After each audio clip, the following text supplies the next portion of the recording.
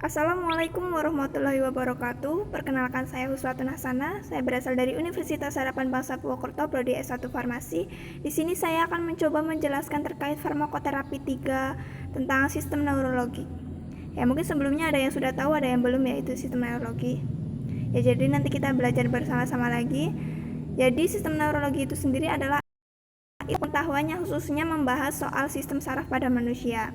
Namun di sini saya lebih khusus ke permasalahan sistem neurologi itu sendiri.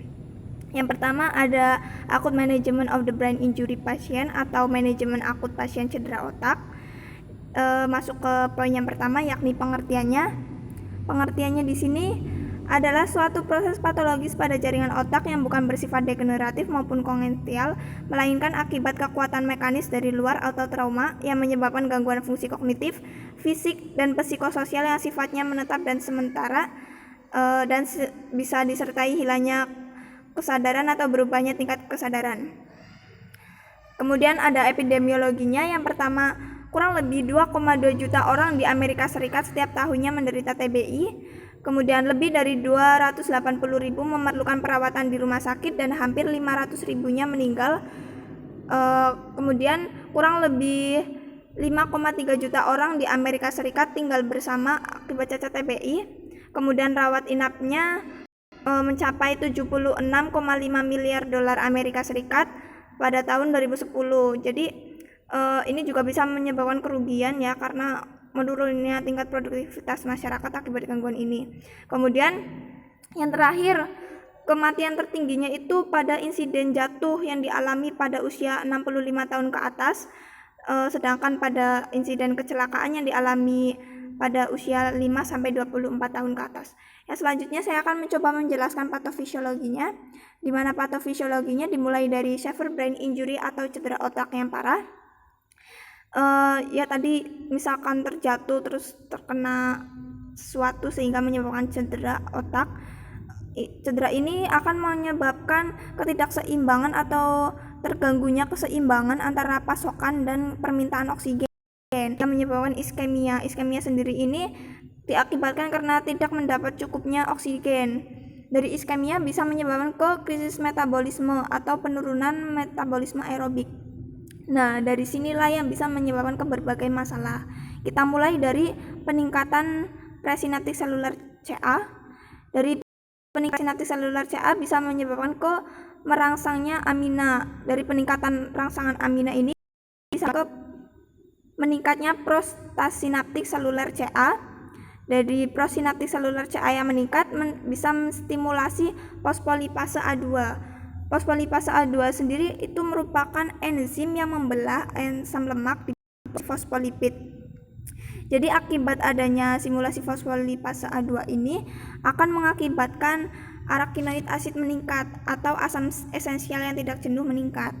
Dari asam esensial tidak jenuh meningkat dengan bantuan 5-lipooksigenase akan mengakibatkan leukotrien yang nantinya akan menuju ke arus PNN. Dari arus PNM menyebabkan ke peningkatan radikal bebas. Dari peningkatnya radikal bebas akan menyebabkan ke lipid peroksidasi atau degenerasi lipid oksidasi, yang dimana radikal bebas ini akan mencuri elektron lipid sehingga akan menyebabkan kerusakan sel atau cedera sel atau cellular injury yang nantinya akan terjadi ke cerebral edema atau pembengkakan otak sehingga menyebabkan ke iskemia. Kemudian tadi yang arakinoid acid meningkat atau asam esensial tidak jenuh meningkat dengan bantuan siklooksigenase akan menyebabkan ke PGH2 dan PGG2 meningkat. PGH2 itu sendiri merupakan prostaglandin H2 dan PGG2 itu sendiri merupakan G2. Dari peningkatan keduanya itu bisa menyebabkan ke meningkatnya tromboksane A2. Tromboksane merupakan senyawa keluarga lipid. Dari peningkatan itu akan menyebabkan platelet agregasi atau pengumpulan platelet serta vasokonstriksi. Dari keduanya ini bisa menyebabkan ke selanjutnya dari PGH2 meningkat dan PGG2 meningkat bisa langsung menyebabkan ke peningkatan radikal bebas yang nantinya akan mempengaruhi ke lipid oksidasi sehingga terjadi cedera sel atau seluler injury ke cerebral edema. Cerebral edema akan menjadi iskemia. Kemudian dari PGH2 meningkat dan PGG2 meningkat bisa mengakibatkan ke prostasiklin atau PGI2.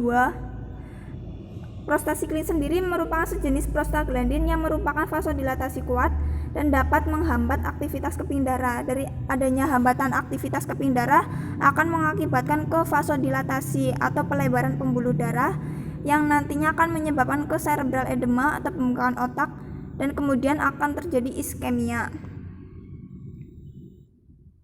Dari peningkatan prosinaptik seluler CA juga bisa langsung ke mempengaruhi cerebral edema atau pembengkakan otak, nantinya juga akan terjadi ke iskemia.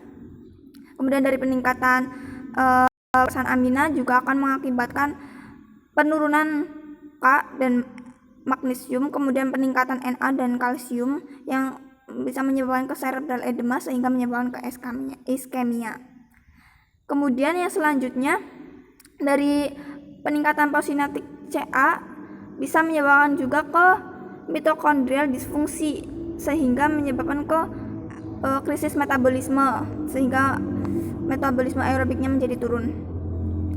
Dari penurunan metabolisme aerobik juga bisa menyebabkan ke kegagalan pemompaan ion sehingga menyebabkan ke seluler K dan magnesium menjadi turun. Kemudian bisa menyebabkan juga peningkatan natrium dan kalsium sehingga dari keduanya itu bisa menyebabkan ke cerebral edema sehingga terjadi iskemia. Lalu dari krisis metabolisme aerobik juga bisa menyebabkan ke CNS acidosis. CNS acidosis itu sendiri merupakan suatu kondisi terlalu banyaknya asam yang menumpuk pada central nervous system. Dari CNS acidosis ini bisa menyebabkan ke vasodilatasi atau pelebaran pembuluh darah sehingga menyebabkan ke cerebral edema atau pembengkakan otak yang nantinya juga akan menyebabkan ke iskemia. Ya, yang selanjutnya ke gambaran klinis. Yang pertama ada gambaran klinis umum, tingkat kesadaran saat masuk tidak sepenuhnya. Jadi ketika sadar pada bangun tidak sepenuhnya.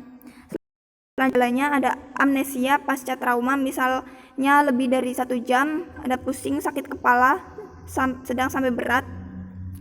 Yang selanjutnya ada tanda-tandanya seperti ortorea, kejang, ketidakseimbangan pupil, kemunduran status mental yang cepat, atau ketidakstabilan signifikan pada tanda-tanda vital. Yang selanjutnya ada ke tes labnya, gas darah arteri atau ABG yang menunjukkan hipoksia atau penurunan PaO2 atau hipkapnia, peningkatan PaCO2, konsentrasi etanol darahnya positif, screening obat urinnya positif, gangguan elektrolit. Kemudian pada gambaran klinis tes diagnosis lainnya ada CT scan kepala.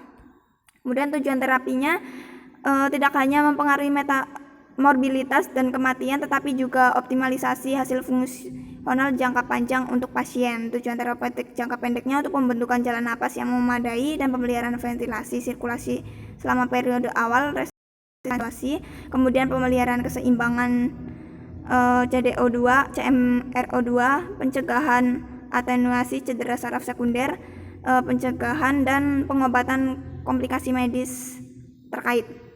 Kemudian farmakoterapinya bisa menggunakan hiperosmolar terapi, ada deep venous thermosis, anestesi analgesi dan sedatif, antiseizur, kortikosteroid. Kemudian evaluasi terapinya untuk perhatian khusus diberikan pada pengembangan potensi berbagai elektrolit, mineral, dan asam basa, kemudian intensitas pemantauan, tes radiologi. Lanjut ke pembahasan yang kedua, yakni ada manajemen nyeri. Pengertiannya merupakan kondisi berupa perasaan tidak menyenangkan bersifat sangat subjektif. Perasaan nyeri setiap orang berbeda-beda dalam skala atau tingkatan dan hanya orang tersebut yang dapat menjelaskan atau mengevaluasi rasa nyeri yang dialami.